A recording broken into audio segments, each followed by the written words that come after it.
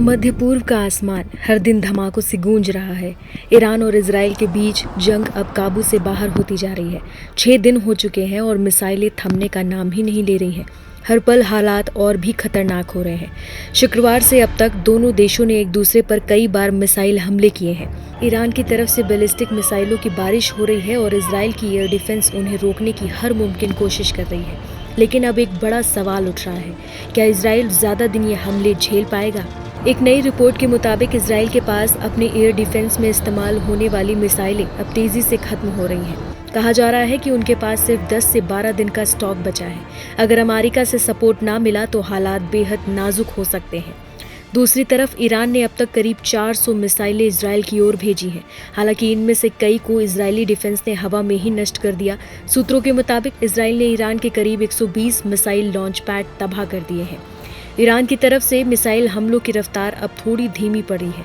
जहां पहले दिन 150 से ज्यादा मिसाइलें छोड़ी गई थी, वहीं अब ये संख्या घटकर एक दिन में सिर्फ 10 तक आ गई है। लेकिन सवाल ये है, क्या ये सिर्फ चुप्पी से पहले की शांति है? कुछ एक्सपर्ट्स का कहना है कि ईरान के पास अब भी हजारों मिसाइलें छिपा कर रखी गई हैं, जो जरूरत पड़ने पर एक साथ छोड़ी जा सकती हैं। अगर ऐसा हुआ तो इजराइल की मुश्किलें कई गुना बढ़ जाएंगी। 2014 में भी कुछ ऐसा ही हुआ था, जब इंटरसेप्टर खत्म होते होते इजराइल को युद्ध विराम की पहल करनी पड़ी थी। अब फिर वही खतरा मंडरा रहा है। इजराइल के सामने ये दोहरे मोर्चे की लड़ाई बन चुकी है। एक तरफ दुश्मन की मिसाइलें, दूसरी तरफ अपने डिफेंस का खत्म होता स्टॉक। ये सिर्फ जंग नहीं, ये एक दौड़, जो पहले थकेगा वो हारेगा। और इस बार सिर्फ मिसाइलें नहीं, रणनीति और स्टैमिना भी हथियार है। क्या आप मानते हैं कि अमेरिका को अब खुलकर दखल देना चाहिए? अमेरिका को ईरान के खिलाफ इजराइल के सैन्य अभियान में शामिल होना चाहिए या नहीं? कनाडा में G7 शिखर सम्मेलन के खत्म होने से पहले ही ट्रंप अमेरिका लौट आए और उन्होंने ईरान इजराइल की इस जंग में अमेरिकी हस्तक्षेप की अटकलों को हवा दे दी। उन्होंने मंगलवार को चेतावनी दी कि अमेरिका ईरान के सुप्रीम लीडर को जब चाहे मार सकता है, लेकिन अभी के लिए वो ऐसा नहीं कर रहा है।